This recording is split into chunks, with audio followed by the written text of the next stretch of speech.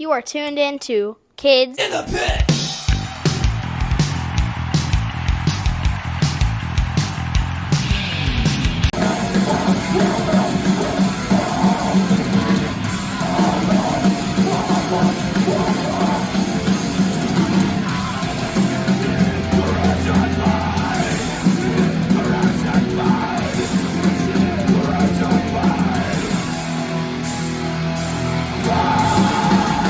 All right. Hey guys, it's Gabe from the Season Pit Podcast. Today I'm being joined by Jacob Bannon from Converge. Good to see you again, and thanks so much for joining me. Thank you, Gabe. I appreciate it. How you doing? Good. So for anyone living under a rock, what do you do in Converge? So I sing in Converge, and I started this band. Like, how old are you now? 14. Yeah, so I was about your age when I started dabbling in music, and we started this band in its infancy about that time. Yeah. So I sing in the band. Initially, when I started the band, I was the bass player. Because that's what I wanted to do. And it was like the easiest instrument in terms of introduction, being four strings, a little less complicated than a guitar. I could get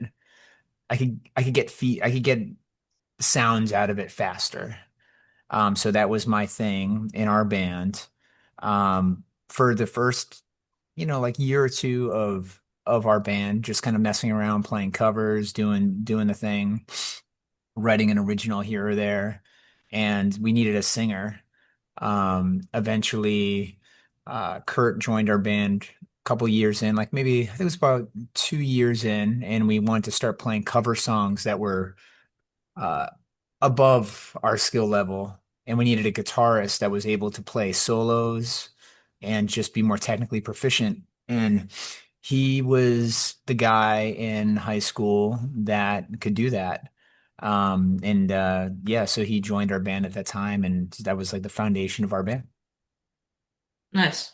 Have you heard my band World of Chaos? I sing and play guitar. Yes, your mom sent me actually showed me some stuff at the festival.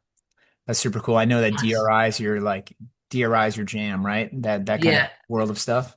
I mean, that's Yeah. awesome. Like that, see, that's like where I came from.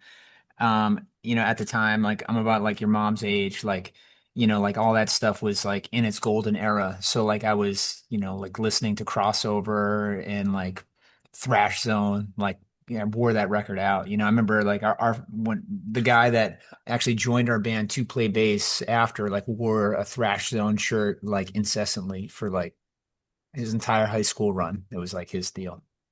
Nice. Yeah, I keep hearing people seeing people comment that my band sounds like DRI under our videos, and Mhm. it's a huge compliment because Absolutely.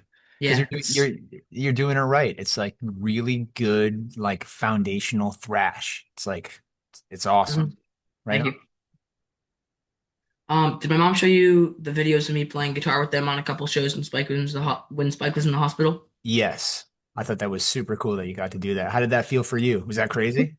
Yeah, that was amazing. Like just a dream come true. Yeah, no, I can only imagine what that must have been like. That Yeah, like being able to at uh, 13, being able 13. to share the stage with my heroes. I mean, that's huge. Yeah.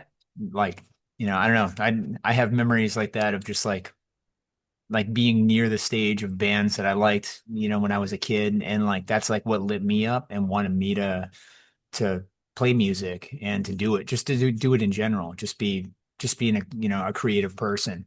And like, punk rock was the first place that I saw people on stage that I mean they looked older than me, but they looked like me, It wasn't like like heavy metal had a bigger sort of presentation, punk and sort of crossover and hardcore just was no frills, and I loved that about it, and it was really welcoming for me. Yeah. And you can talk to the people in bands easily. Like there's not really like walls or backstages. They're usually just hanging out. Absolutely. Yeah. I mean, yeah, like that stuff exists somewhere, but it's not this community. Mhm. And that's Yeah. what's so special about it for sure. Yep. Kurt from DRI like sells their merch, so you can just talk to him. Absolutely. Well, I sell our merch. Your mom did it for us because it was a very busy day. But yeah, same thing with us too. Like we try to be out there as much as possible and Mm, just sort of like just be present. You can't always be present. And you can't meet everybody, but you try, because they've given themselves to the music. They've allowed us in, so we want to thank them for that, and form a sense of community. That's what sort of hardcore and punk rock's all about, or part of yeah. it. I saw a video of your set this weekend. This your set this weekend at the Roadrunner, and it looked awesome. Thank you, appreciate that. It was our first uh attempt at doing for lack of better terminology, a festival or an event, something just larger than a show. Um, and yeah, it went very well. It was a really cool venue that is really supportive of what we're doing, and the local kind of music community as a whole. It was really the perfect spot to do it. We had some really great nonprofits there. We had some really good yeah, just like really good people. We did an art show there as part of it, like a live art event where we made art in front of people, which is super fun, which doesn't really get done too often at festivals. Yeah, we're just trying to create something unique in this area, like we have lots of music festivals here, but our sort of uh, weird pocket of aggressive music is not necessarily represented on all of those. And so we wanted to try to bring something together that, had that spirit. And it's been, yeah, super cool. It was great. Thank you for that. Yep. I think a band from Delaware that we're friends with played there too. Year of the Knife. Yes, here the knife blade. Yeah, Um, I've and known we, Maddie and Brandon since I was a baby. all right, cool. Awesome. Yeah, no, I just properly met them at this show. I met them previously a few years back, but it was just sort of like in passing. Kurt, our guitarist, has recorded a lot of material for them. I think I would say I think it's two records he may have recorded with them, maybe even three. And it was when we first started talking about bands that we wanted to include on the festival, they were really at the top of the list. They've gone through so much in the last couple of years. I'm sure you know Mm, that story. yeah, And their resilience and their passion for music has, kept them in the game where uh, heavy things like that can derail bands and, basically make them not want to play music for a while. And it's really special that they're out there still doing it. So we wanted to ensure that they were included. And at the forefront of that festival for us, it was really important. So it was great to see them play. They were fantastic. yeah. Brandon's death metal band played a show I booked here in Delaware a couple months ago. Oh, I think I saw a video of that actually. Was it their first show or one of their first shows or something? In Delaware. Oh, that was at the other Oh yeah, band? first show in Delaware. Okay. Yeah, I saw some chatter about that. That's awesome that you did that. Yeah, thanks. It's like a little record. Yeah, it was at Squeeze Box Records in Wilmington, probably 50 capacity, maybe Perfect. not even. How'd it go? Yeah, it was awesome. There was a band from New Jersey called No Solus that played, and then my dumb death metal band called Farm Machinery about farming. They're very Okay. dumb. Yeah. The drummer World of Chaos is the drummer of that, and then Okay. our bassist doesn't know how to play bass at all. That's most bass players don't. I mean, That's he's getting somewhere, but but that's where you start. It has four yeah, strings. Again, easiest entry, There's a reason why a lot of people start there. Because you can kind of feel your way through a lot of songs and then it starts to kind of come together for you. yeah. So you have a record label called Deathwish. Tell me a little about that. Sure. So, myself and my business partner, Trey, we started this business in 2000. Prior to that, we released records ourselves. I released some of the first Converge records simply because that's the way you did it. People didn't do it for you.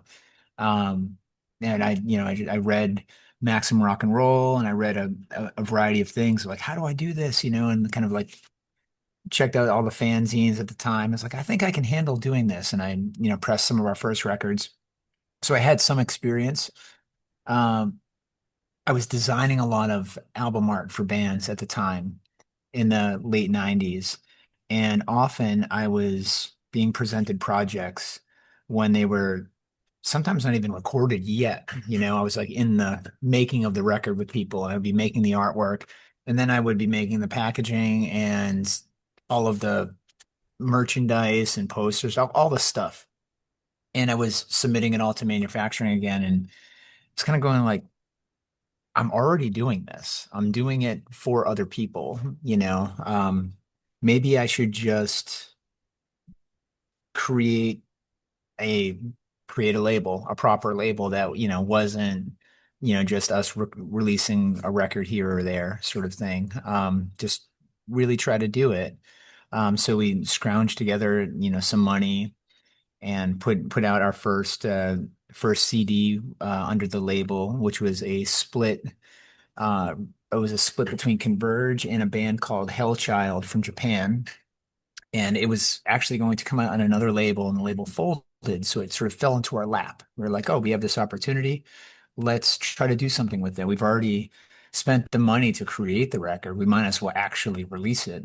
And so we did. And that was our first one. And then we started to work with other bands, like Boy Sets Fire was an early band, and a lot of just hardcore bands in general at the time that we knew and were sort of like tied to socially. And yeah, we just continued releasing records for a number of years. Over time, the business morphed into a distribution service similar to other record labels where we basically we process all of their orders. We do their merchandising. We do a whole lot of stuff for a bunch of labels now, and that's kind of how we work now. Where we're still an active label, but I would say, um, there's if it was 50-50, it's probably currently like 70 distribution, 30 record label, but given at any given time, that can kind of change a bit, but that's kind of where we're at. But we've been fortunate to release material from lots of fantastic bands over the last 20 some odd years. That's awesome. Yeah, it's Um, fun. It's not easy. Um, you know, it's just like stuff just like your mom does, like we're making stuff and getting it out the door for people. And yeah, just trying to keep things as ethically clean and punk rock as possible. And offer services at an affordable sort of, rate to other record labels. yeah, that's sick.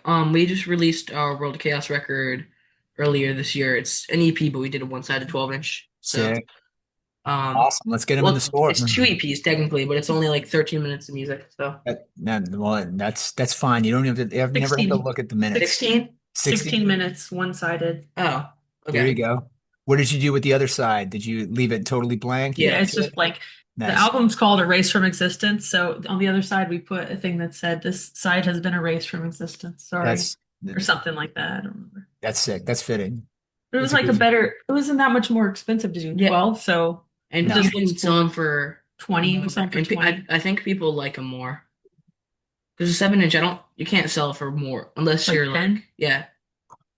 7 inches are hard. Mhm. Like I know when I was your age and getting into hardcore and punk rock, that was my preferred thing was either 7 inches or cassettes because they were the cheapest thing I could get. Yeah, I Um, love cassettes. We oh, did a cassette run, but mhm. like we haven't sold many, so I guess they're just not that popular, but they're my It- favorite. they're so cool. I have all my cassettes from when I was your age still. I have just like sitting here right now, just because I have them. Like this is like here's my where's my camera? There's my camera. This is like my Walk Among Us from back then. Wow.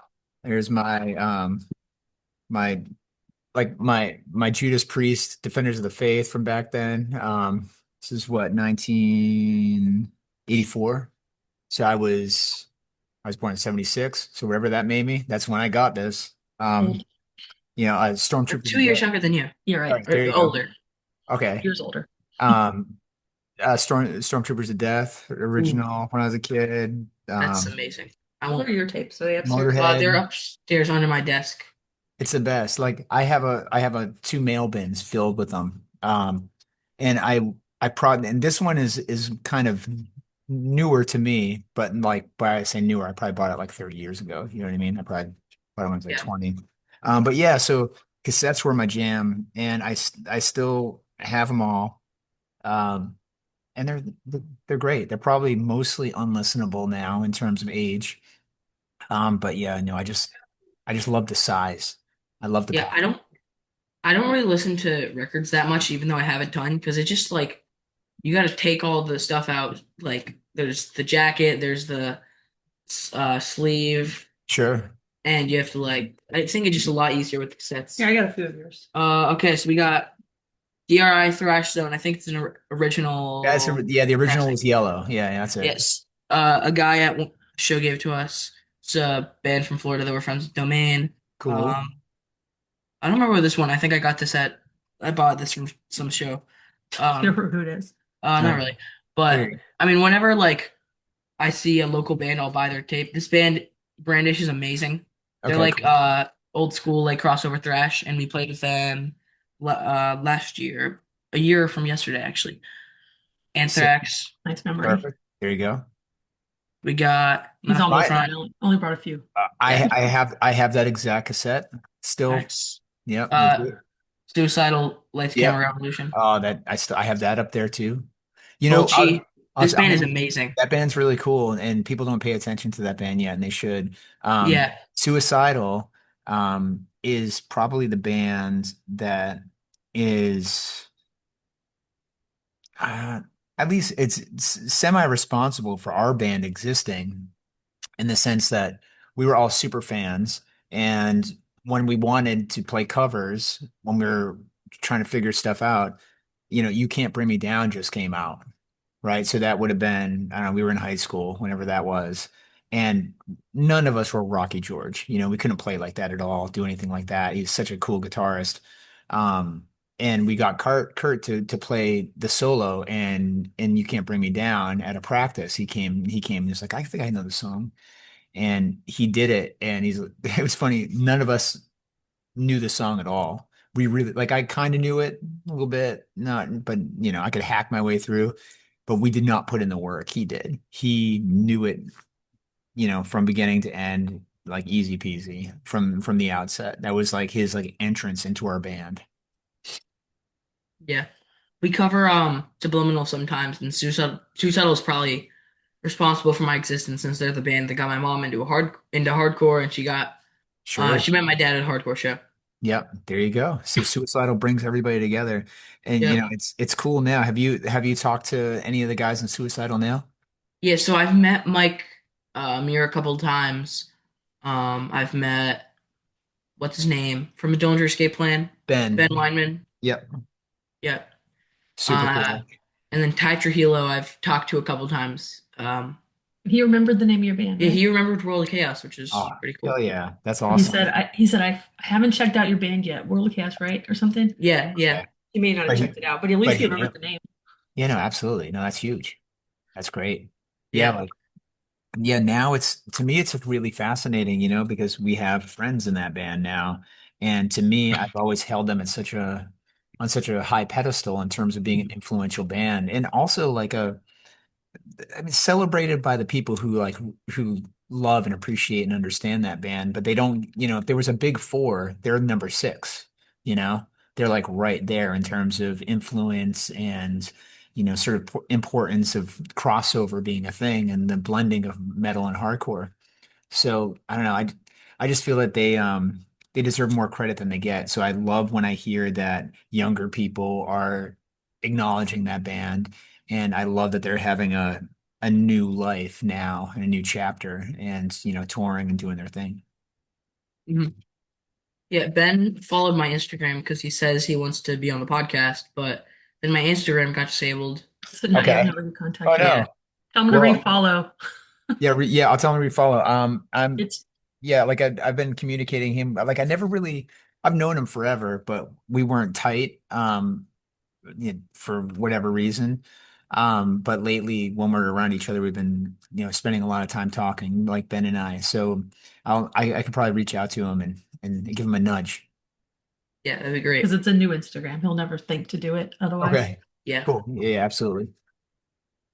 Also, I apologize for how much I'm like coughing because I don't think I'm sick. I just like I don't know, the last like 2 days I've just had a really bad cough. So Gotcha. That's absolutely fine.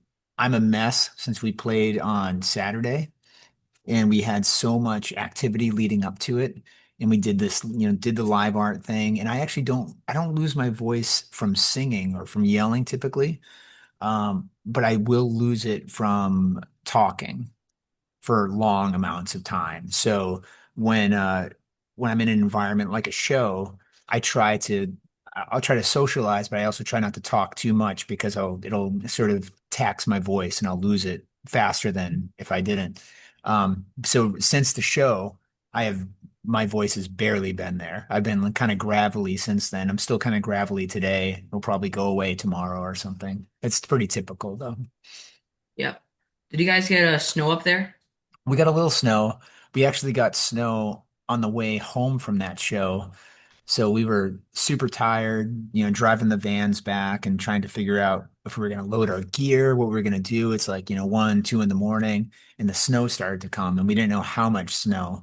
So we did all our loading like early, early in the morning on Sunday just to not have to deal with it in the snow. And we got a few inches at that time. It's still kind of around, but it's not that bad. Yeah. We have I mean, there's still snow. It snowed like 2 days ago and it's still there. Um we just did a little weekend tour, World of Chaos. So it Cool. was Teaneck, New Jersey, and then Okay. we stayed in a hotel, and then in the morning it's snowing, so we had to drive in the snow to New York City to play matinee, but it was awesome. Where'd you play in New York? The Bowery Electric. Oh, super cool. Oh, Yeah, it how was was that for you? Did it feel crazy? yeah, it was awesome. We played first at 2:45, and then Okay. um, yeah, there were There was a good amount of people yeah, in there there were a already. lot of people. It was really good. That's awesome. Like, yeah, like some of the first times we played New York, I was super young too. And like, it felt like otherworldly, because it's New York City. You're a punk guy playing New York City. Like, that's the thing. That's like the Mecca, That's cool that you got Yeah. to do that. We were like right across the no like right next door to where CBGB's used to be, Yep. and now it's like I don't understand why they bought CBGB's. Now it's like rich people like clothing store. It They is. sell like Yep. perfume and They stuff. left some stuff on the I know, walls. but It's like not that approachable price wise and for most of us in life, right? Is it John Varvatos? Is that who owns it? Is it that business? I I think that's think. the name, yeah. Is that it? yeah, Um yeah, I actually I think he had some roots in punk rock in some capacity. But yeah, it's an entirely different thing. Cities change, that here's the thing, mm, you know, all of the art and music that made the Bowery such a special place in New York City um, ended up bringing on the demise of it as well because it became so popular and so influential that everybody wanted to be there. And it kind of becomes a hub for creativity. And then over time, those people can't afford to live in those places anymore and are sort of forced to do what they do elsewhere, which is like really sad. Um, to think about it only in that perspective. I try to I try to look at it like it's chapters. It happened there. It was the sort of the primordial ooze of punk rock and hardcore and crossover and all that happened there. You can play next door. It's not the same thing, but it's geographically close. And as long as you're doing the same, doing your thing, and it's uh sort of spiritually in line with the punk rock that was there previous, then you're still doing the thing. It's not going to look the same at 20 in 2025, but it's not meant to. It's just as valid though. Yeah. Oh, I should remember Jaden dropped my hat. I should mention that. It was funny. Let's hear Um, that. so I had like a beanie on, Okay. and our drummer, he like, I think he like slapped me or something, but he like knocked my hat off into like the black puddles in New York City because it's New Sure. York City. Yeah. Yeah. He dropped the hat into there, and it was not a good hair day, so um, I was really pissed off, and I couldn't wear it because it's in sludge with who knows what in it. Who knows? Yeah. Yeah. All We the need to get out runoff. of the car and wash it. I put it in a Oh bag. yeah. There you Um, but then um, the one of the bands gave me a free hat, so A free Oh, beanie. that's cool. So it yeah. worked out for you. Save the day before your set. Yep. Oh, it's the worst losing like a piece of clothing that I don't know, that you need for the day and you're far away from home on tour or something. Look at this Yeah. here. Yeah, you have to keep yeah. Yeah, exactly. Sometimes it looks better, but Like some in days the it's podcast, go put a hat on. worse. You have a show, go put a hat on. Yeah, totally. You gotta put a hat on and just deal with it. You know, I've tried to grow my hair many times. I just have no patience for it. It ends up are you guys familiar with horror movies? Do you like this Gabe Yeah. watch? Okay. Yeah. Gabe, are you familiar with Phantasm? No, I No, don't. you never It's a saw it. classic 70s one. You don't have to watch it. It might move a little slow for you We'll anyway. watch it.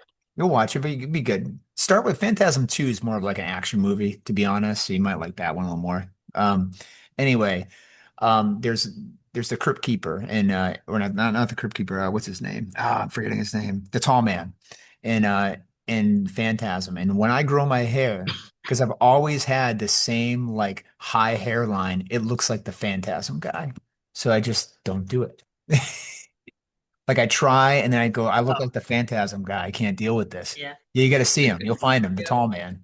He's like the supernatural force that like, I don't know.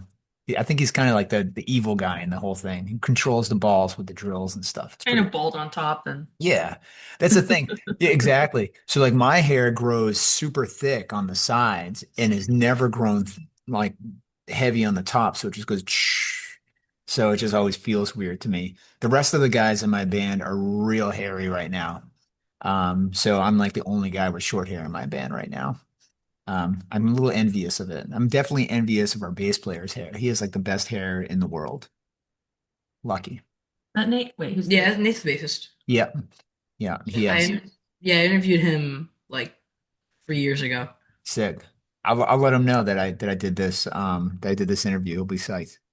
Yeah, I said hi to him at Furnace Fest when you guys played. Did he remember?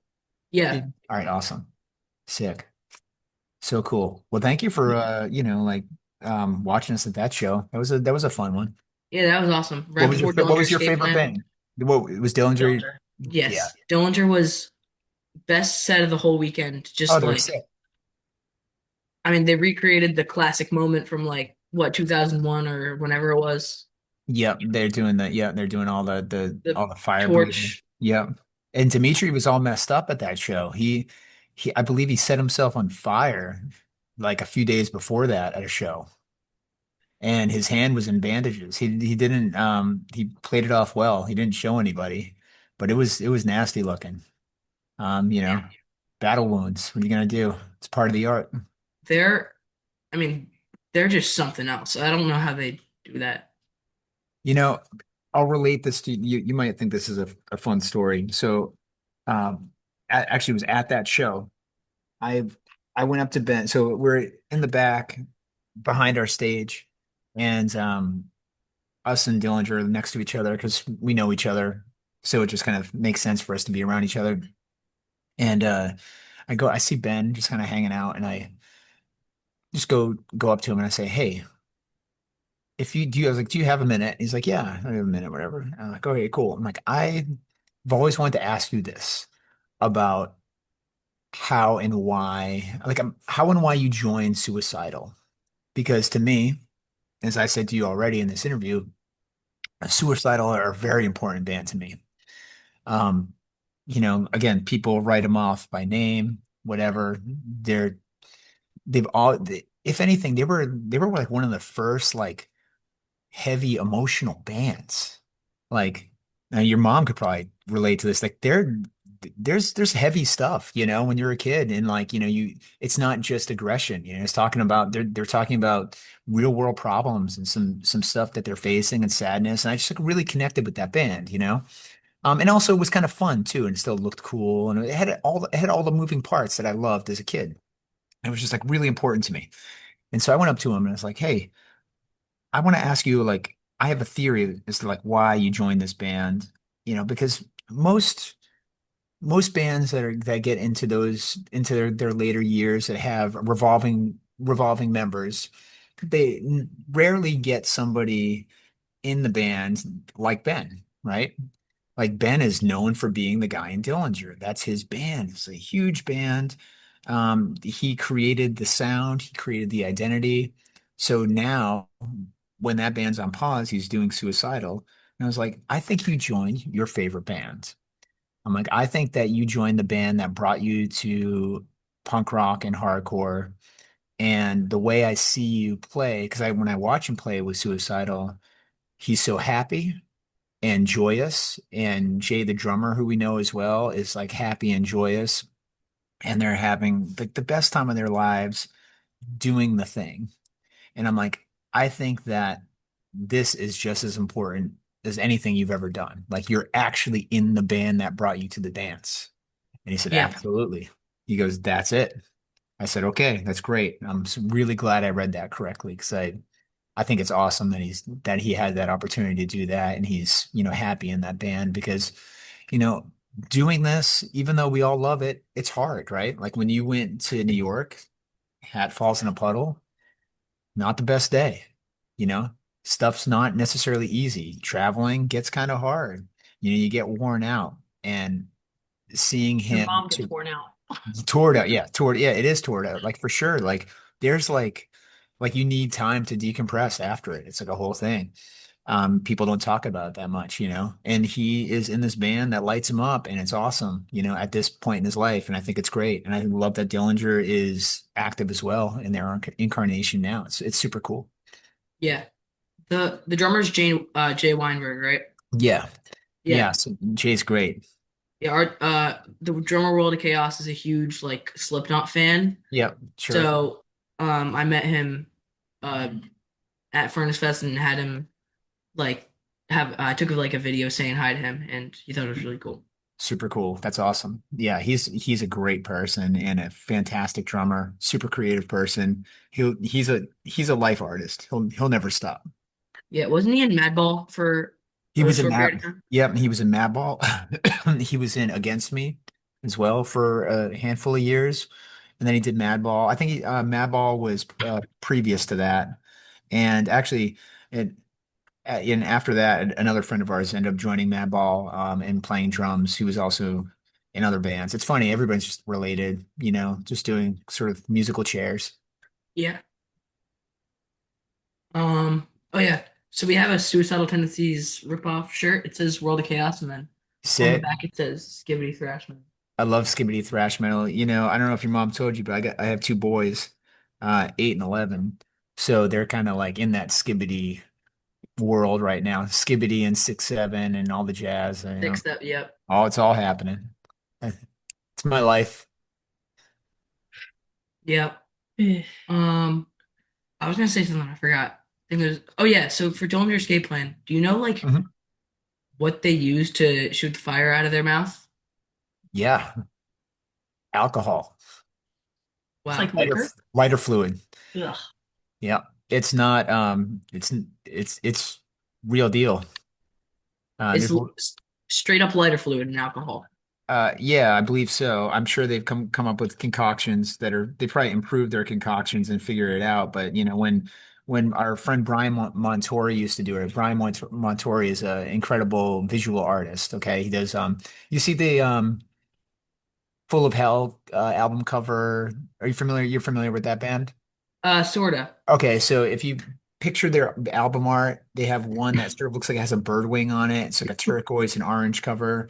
Brian Montori did that. He's the guy who did the art for a lot of Dillinger things. He was their guy for a long time, and he was the fire breather as well. And so he would do all of those things on stage with them. So he was sort of like a additional not non-musician performing member of the band. And he was the guy that would go out and do that. And he's all in. He would be very reckless with the fire, and that's what made it so wild and fun. Yeah. Yeah, I heard that they have like or at least they used to have like just crazy like insurance because they're just breaking stuff. I mean, that's a thing, for sure. Yeah, like they were probably one of the first bands in our world that had to even navigate that, having live show insurance. But that's a thing now that adult bands have to do. It's ridiculous, but it's real. Yeah, because you don't want to burn down the club. It's crazy. Yep. Oh yeah, speaking of artwork earlier, you do lots of awesome art. I saw some of it at the Furnace Fest on the merch table. Cool. Awesome. Thank you. Yeah, man, I've done it for a long time. I mean, I've done art for tons of bands, tons and tons of bands. And I've done art and design work for lots of things that you probably never even thought I'd done because as a designer, you're sort of like sometimes you're putting things together in ways that aren't typically your like visual identifiers. Like I like doing like super high contrast, blown out collage work. So when people see that stuff, they go, "Oh, that's probably that guy." But like I do a whole lot of stuff that is much cleaner and prettier, or just has a different kind of voice. Um, yeah, but I've done so much stuff. Let's see, things that you might recognize. I know. That band Poison the Well, I did the first few records for them. I did their logo. Um, they're not exactly the most popular band for a multitude of reasons now, but As I Lay Dying, I did all their records for their first three or four records. Integrity Records, 108 Records, um, man, Fall Out Boy Records, American Nightmare Records. Um, I mean, there's so many. I mean, I've done stuff for Hatebreed. We're in the Hatebreed. I want something. Stay right there, okay? This will be a good way to finish the interview. I have a lot of stuff here in the office, and I forget how cool it is sometimes because I just sit in a big warehouse with printers and all that jazz. Let me get you something. Hold on.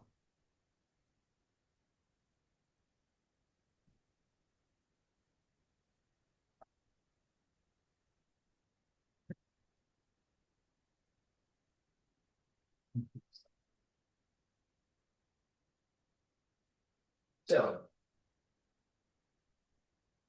as you know, punk rock comes from a whole lot of things, right? And one of the cool things about punk rock is like we're all like punk rock and hardcore, we're all of us are always like reappropriating imagery and creating new things out of old things, right? So I have a lot of interesting stuff. Um, this is a really fun one and really special to me because the band means a lot to me. But um, this is where the Integrity Skull comes from. So this is the issue of Blood, which is a comic, and that's the first. Can you see? There you go. You can kind of see Wow. an early incarnation of it. And Your dad loves them. Yeah. yep. So like a lot, it's like this is like all punk rock folklore stuff, but it's cool stuff. This isn't like the first time it appeared, but it's still pretty cool. So are you familiar with a band called Dag Nasty? Do your mom and dad listen to A that?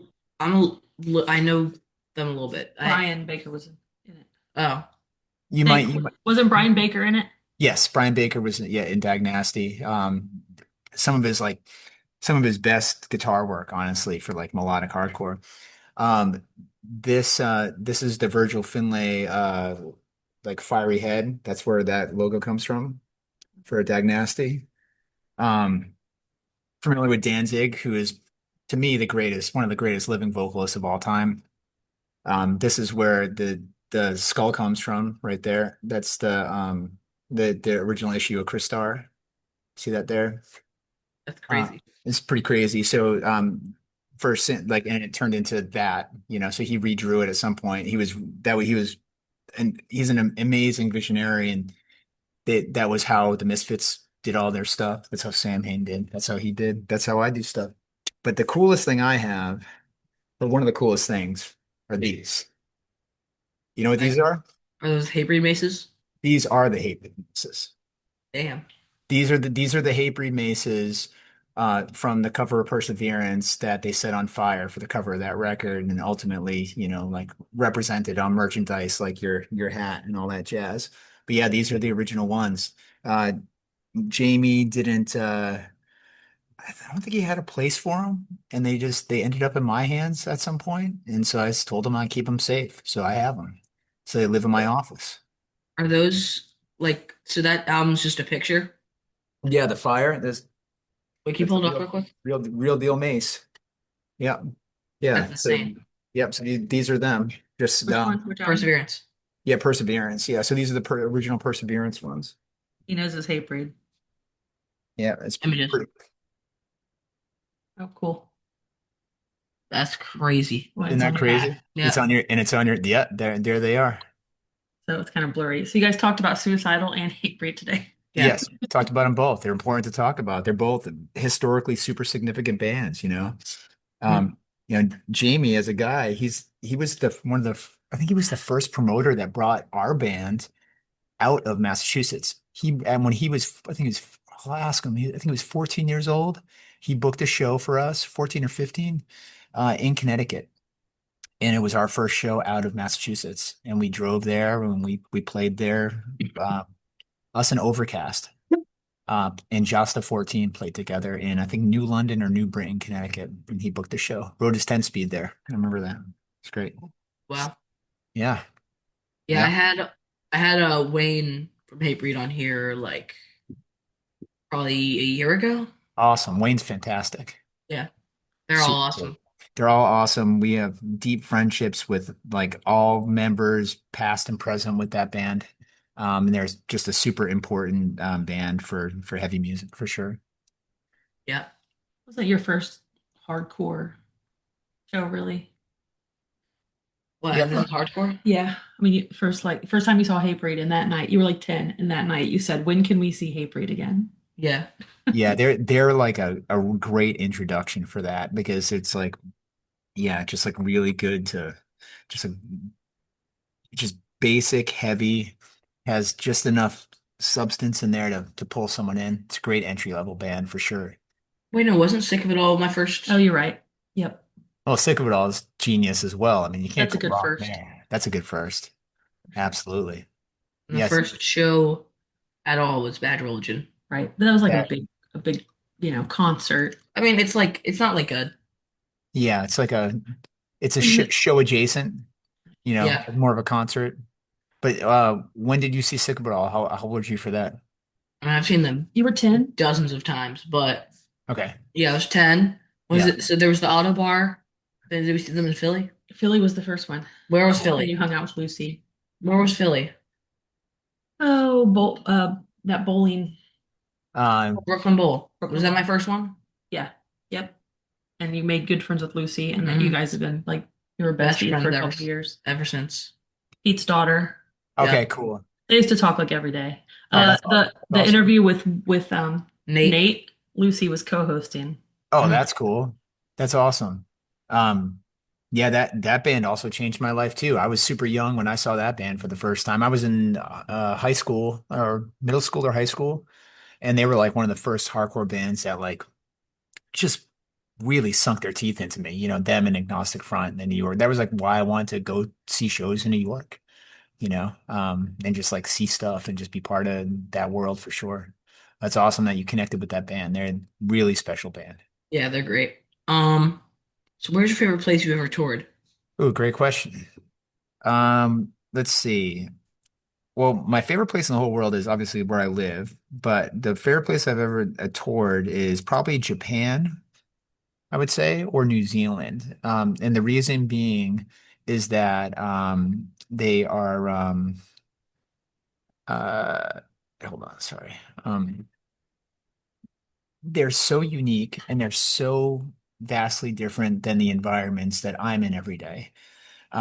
New Zealand is just really special. It's so lush and has a different it has a different kind of like just like glow about that. When you're there, you're like You're not in, you're clearly on an island, but it's just such a magical, beautiful place. I know we've all watched Lord of the Rings, right? And we've all seen really cool things about New Zealand. And sort of, you've seen the Shire, right? Have you seen that before? Yeah. All right, well, have your mom show you like some of that stuff, and that's what it looks like. It's just this green expanse, like beautiful farmland, incredible oceans. Yeah, I went on a black sand beach for the first time there. That was like the coolest thing in the world. Wow. Um, yeah, it was really cool. Japan, I really enjoy because it's so vastly different than the United States. I'm just enamored with Japanese culture in general and Mhm. Japanese art and Japanese history. So just kind of being there and being surrounded by all of this amazing beauty. And then like you go to urban centers like, like the middle of Tokyo and it's just seas of people. You ever see footage of some of the intersections in Japan when people start You can just walking? say that you've been there. Tell Oh them. yeah, I went. It's funny you say Japan because 2 years ago we saw Sick of It All in Tokyo. Oh, Mm, sick. So you know what's up. You know the deal. yeah, I'm like, It's stop him and just say you've been there. yeah, Yeah, just stop. Yeah, you know what it is. It's there's nothing like it. And just like exploring all the twisting roads and streets and going into these buildings and finding these small shops that are just like I mean, there's just it's endless. It's a yeah. maze. It's incredible. Navigating the subway system. hmm So bringing it back to Hatebreed, I was over there with Hatebreed on tour. I think it was Jamie's first time, and he wanted to see like the fish markets because he knew that it's just a whole different world of animals that live in the ocean there he's not familiar with. And we just wanted to see what it was like in those environments. And so we went walking around. I think we were actually trying to remember what city we were in because I don't think it was Tokyo when we did this. But we found them. We basically just explored until we got lost and we were in just, in these sort of like wholesale industrial markets of things and just seeing the craziest stuff that we've never seen before, that we didn't even know that, like giant crabs like that existed in life. Um, and just being surrounded by a completely different culture was like absolutely fascinating. But I Yeah, loved being there. Japan's so cool. and their like the subway systems are like they're so much cleaner than Oh, like New York City. absolutely. So clean. Did you get to take a bullet train? No, we didn't get to. So when we're there, because we've done tours in a van there before, which are it's really fun. I definitely encourage bands to do that if they get the opportunity because you see so much more. You can see different cities and things that you don't get to see. But when we go from say if we're there and we're only playing Tokyo, Nagoya, in Osaka or something like that, we will take the bullet train. So you wake up in the morning, the gear van drives to the city, and you travel by train, and it's so fast and so wild. Um, I loved it. It was a really cool experience. It's one of my favorite parts of traveling there. Yeah, don't they go up to like 200 miles per hour or something crazy? Something like that. Yeah. It, it feels irresponsibly fast. But you know you're on rails and you're not going anywhere, so you'll be okay. Yeah, But do it for sure if you get a chance to do it. yeah. I'd love to play Japan someday. It's my yeah, definitely one of the bucket list goals. You should do it. I think you're going to be able to. Just keep at it. Hopefully, yeah. All right, Um, all right, so if you could tell your 14-year-old self anything at all, what would you tell him? great question. Um, I would tell myself that I'm on the right path. Because when you're a kid, right? Like you're trying to figure your stuff out, you know? You're trying to figure out where you fit in the world. You're trying to, carve out your place, find things that interest you, find motivations just to, just to be, you know? And as a punk rock person, at like your core, even when you're 14, that you identify as something different than a typical civilian. And it takes some time to find that place. And, like I'm really thankful that I found punk rock and hardcore in this community of music and heavy music at that time because I mean, it's an integral part of my life. And that's why I give everything I have to it still. Um, So I would just say like you found it and you're doing it right. Where oftentimes people will say music is a fad, art is a fad. You cannot exist doing those things. You have to be a doctor or a lawyer or an average ordinary person cut from an ordinary cloth. But the reality is you don't have to be. You can do anything you want. You just have to be mindful that it's going to be a long, hard road and have to love every minute of it. And that's what I've done. So 14-year-old me talking to almost 50-year-old me, that's what I would say. Nice. Do you got anything else to add before we wrap it up? Well, so we have a new record coming out in February. We've already released some music from it. We'll be releasing more soon.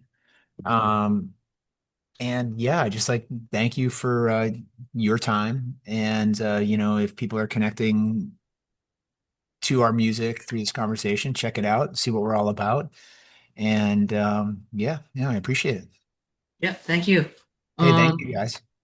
yeah. Thanks to Jacob for joining me today, and thanks to all you for watching and listening.